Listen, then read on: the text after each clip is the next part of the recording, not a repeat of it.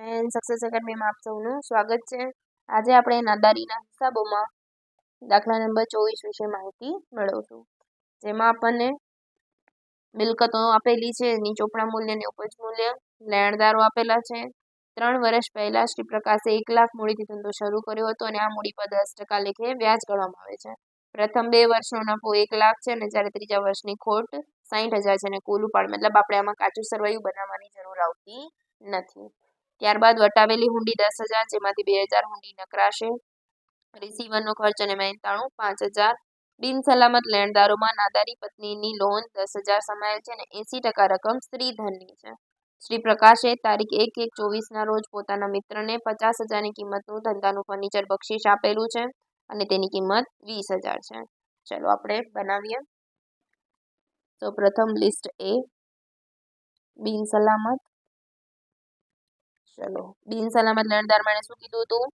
નાદારી પત્નીની લોન આપેલી છે 10,000, તો એ કાઢી નાખીએ। પેલા લેણદાર કેટલાના છે? લેણદાર આપણા 2 લાખ, 2 લાખમાંથી 10,000 કાઢી દઈએ આપણે, એટલે કેટલા આવશે? 1,90,000। બાકીની લોન આવશે। લોનમાં શું કીધું છે? 10,000ના 80% સ્ત્રીધનમાંથી આપેલ છે એટલે 8,000। ચલો ત્યારબાદ પસંદગીના લેણદાર લિસ્ટ ડી, પસંદગીના કેટલા આપેલા છે આપણને? 10,000।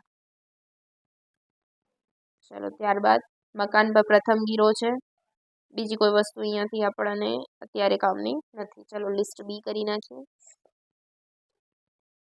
સંપૂર્ણ,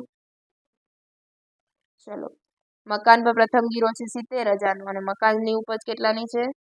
મકાનની પ્રથમ ગીરો છે 30,000 ને ઉપજ મૂલ્ય કેટલાની છે? 70,000, એટલે પૂરેપૂરું આપણે લઈ શકીશું। તો મકાન પર પ્રથમ 30,000 માઇનસ ઉપજાવેલ 70,000, તો કેટલા વધશે? 40,000 નો વધારો। ચલો બીજો ગીરો છે કેટલાનો છે? 70,000નો છે અને છે આપણો વધારો 40,000, એટલે લિસ્ટ સી અપૂર્ણ। બીજો ગીરો કેટલાનો છે? 70,000 માઇનસ લિસ્ટ બી વધારો 40,000, એટલે કેટલા આવશે? 30,000। ચલો ત્યારબાદ 1 લાખની મૂડી છે, તો આપણે ઓમાં લખી દઈશું। 2,000ની હુંડી નકરાશે એટલે હુંડીમાં લખીશું 2,000 નકરામણી।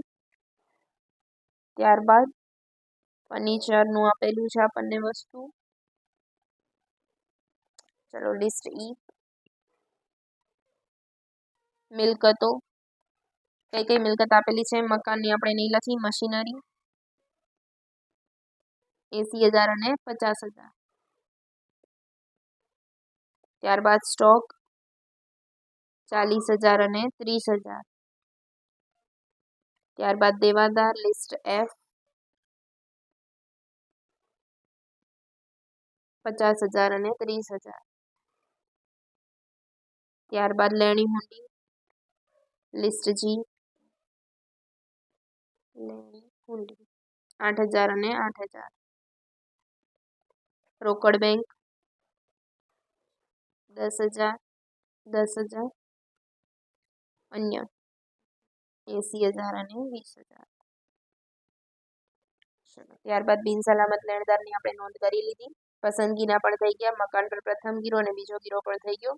આ તો મૂડી અને ઉપાડ આપેલું છે, હુંડી પણ થઈ ગયું। રિસીવર અહીંયા માઇનસ થશે, જે પણ આપણો લાસ્ટ આન્સર આવશે એમાં માઇનસ રિસીવર કેટલાનું છે? 5,000। ત્યારબાદ પત્નીની લોન છે 50,000ની કિંમતનું ધંધાનું ફર્નિચર બક્ષિસ પેટે આપેલી છે, જેની કિંમત કેટલાની છે આપણી પાસે? 20,000ની, તો પ્લસ થશે ફર્નિચર 20,000। ચલો કરી નાખીએ પ્લસ 1,90,000 પ્લસ 8,000 પ્લસ 2,000, એટલે કેટલા આવશે? 2 લાખ। બિન સલામત લેણદાર 2 લાખ, અહીંયા ડેશ પ્લસ 30,000, એટલે ટોટલ લાસ્ટ આન્સર આવશે 32। બંને સાઈડ 32 કરી નાખ્યું। ચલો હવે ઈ, એફ અને જી નો સરવાળો કરીએ।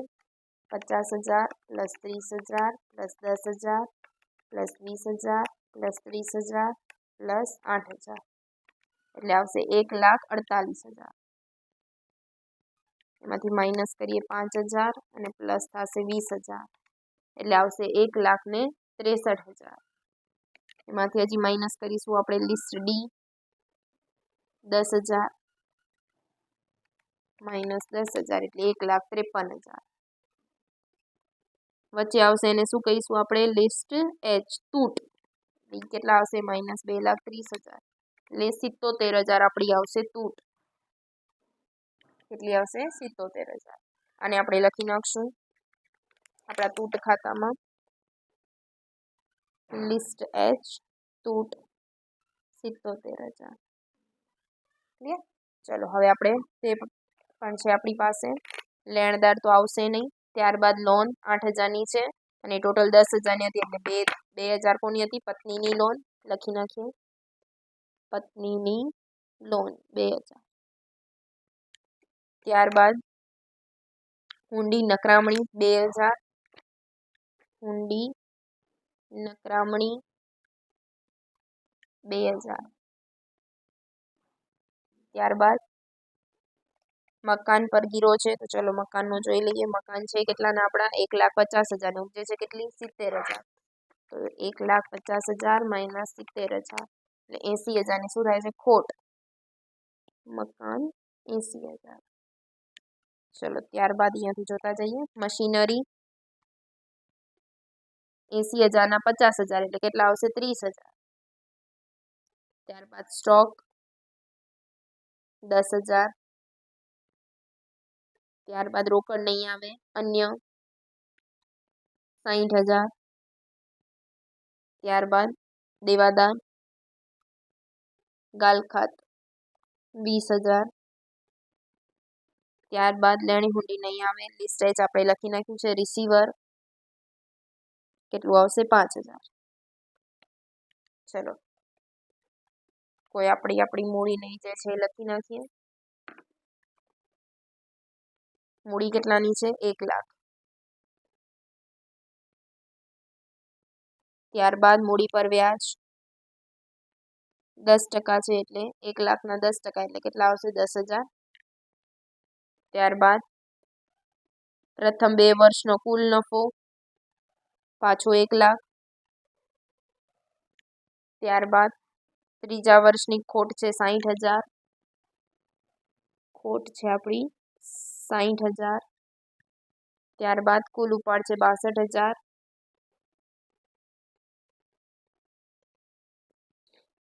ચલો હવે આપણી પાસે કોઈ વસ્તુ બાકી રહેતી નથી જેની આપણે નોંધ કરેલી ના હોય. ચલો ટોટલ મારી લઈએ 1,00,000 plus 10,000 plus 1,00,000 plus 2,000 plus 77,000 plus furniture એક રહી ગયું લખવાનું ફર્નિચર 20,000 એટલે ટોટલ આપણું આવશે 3,09,000. ચલો જોઈ લઈએ એક વખત. ચલો મૂડી પર વ્યાજ છે જેમાં આપણને 3 વર્ષનું છે એટલે અહીંયા 10,000 ગુણ્યા 3 થશે એટલે 30,000 એટલે પ્લસ હજી 20,000 આપણે એડ કરી દઈએ એટલે કેટલા આવશે 3,29,000. ચલો સામેના ભાગમાં ચેક કરી લઈએ 60,000 plus 62,000 plus 10,000 plus 2,000 plus 80,000 plus 30,000 plus 60,000 plus 20,000 plus 5,000 ચલો 3,29,000. બંને સાઈડ આપણું ટેલી થઈ જાય છે. ચલો આખો દાખલો તમે જોઈ શકો છો. જ્યાં બી ડાઉટ લાગે ત્યાં તમે કમેન્ટ કરી શકો છો. Thank you friends.